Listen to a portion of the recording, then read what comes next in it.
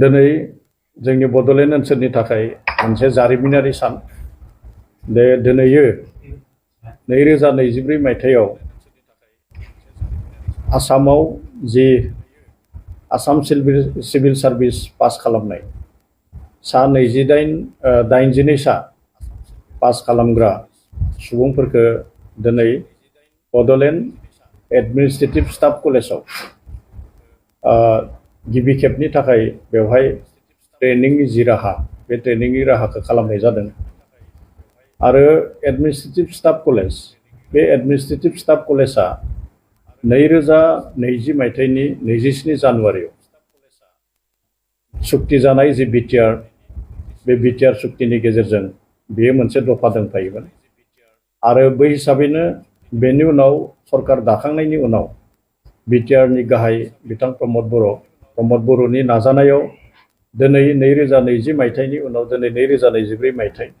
बे खम समनि गेजेराव माने एडमिनिस्ट्रेटिभ स्टाफ कलेजा बड'लेण्ड एडमिनिस्ट्रेटिभ स्टाफ कलेजा बेवहाय जाफुंनो थाखाय सम्भब जादों। आरो बेवहाय गासै आसामनिनो 2024 मायथाइयाव पास खालामनाय एसिएस बिथांमोना बेवहाय ट्रेनिं लादों।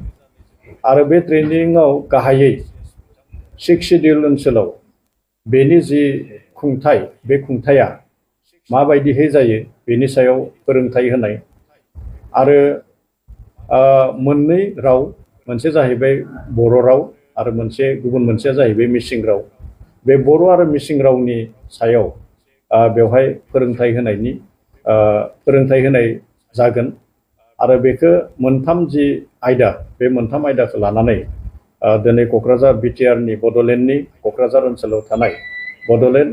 एडमिनिस्ट्रेटिभ जि स्टाफ कलेज बे स्टाफ कलेजाव बेखौ होनाय जागोन। आरो बेनि गेजेरजों नुनो मोनदों बे बिटिआरनि गाहाय खुंगिरि बिथां प्रमद बर'नि जि मोनसे लुबैनाय जि मोनसे सिद्धान्त बे सिद्धान्तआ दिनै मोगथां जादों। बेयो जोंनि बड'लेण्ड ओनसोलनि थाखाय बेयो जोबोद गोजोनथाव खौरां। दा बे हिसाबै फैबाय थानाय समाव बेखौ मोनसे जौगा महरजों लांनो थाखाय नैबे आथिखालाव बिटिआर सरकारा बेनि सायाव खामानि मावबाय थानायखौ नुनो मोनदों। आरो बे बिटिआर सरकारा बेखौ मोनसे गायसंथाय हिसाबै मोनसे फसंथाय हिसाबै बेखौ लांनायाव दिनैनि जि मोनसे हाबाफारि बे हाबाफारिया जोबोद मोनसे गोजोनथाव, जोबोद मोनसे माने बियो पजिटिभ मोनसे इनिसिएटिभ होननानै जों बुंनो हायो। আমার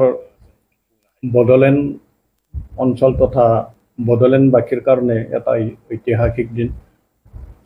2020 চনৰ 27 জানুৱাৰী এই দিনা বিটিআৰ চুক্তি হৈছিলে। আৰু এই বিটিআৰ চুক্তিৰ বিভিন্ন দফাৰ মাজতে আমাৰ এই বড়োলেণ্ড অঞ্চলত বড়োলেণ্ড ষ্টাফ এডমিনিষ্ট্ৰেটিভ কলেজ স্থাপনৰ এটা ইয়াত প্ৰস্তাৱ আছিলে। আৰু সেই প্ৰস্তাৱ মৰমে আজি 2024 চনৰ আজি 16 জুলাই আমাৰ বিটিআৰ প্ৰধান প্ৰমদ বড়োৰ নেতৃত্বত আৰু বিটিআৰ প্ৰধান প্ৰমদ বড়োৰ প্ৰয়াসত আজি বিটিআৰ প্ৰধান প্ৰমদ বড়োৰ যি সিদ্ধান্ত এই সিদ্ধান্ত আজি সাকাৰ হৈছে। 2024 চনৰ যি এচিএছ বেটছ এই এচিএছ বেটছৰ তেমহীয়া যি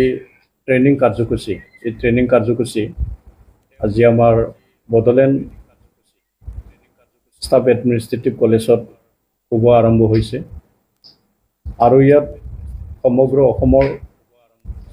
যিখিনি 2024 চনৰ এচিএছ পাইছিলে তেখেতসকলে ইয়াত অংশগ্ৰহণ কৰিছে। আৰু আজি এই ট্ৰেইনিঙৰ জৰিয়তে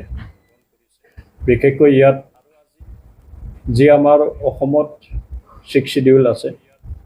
এই 6 শিডিউলৰ এডমিনিষ্ট্ৰেশ্যনৰ যিখিনি ৰুলছ এই ৰুলছৰ ওপৰত আৰু বৰ্তমান অসমত বিভিন্ন ভাষা আছে আৰু সেই ভাষাৰ যি দুটা ভাষা আমাৰ বড়ো ভাষা আমি সকলোৱে জ্ঞাত বড়ো ভাষা ভাৰতৰ যি সংবিধান এই সংবিধানত 8 শিডিউলৰ অন্তৰ্ভুক্ত হৈছে আৰু এই বড়ো ভাষাৰ লগতে ইয়াত মিচিং ভাষাৰো ইয়াত প্ৰশিক্ষণ দিয়া হ'ব আৰু হিচাপে আজি ইয়াত 3টা শিতানত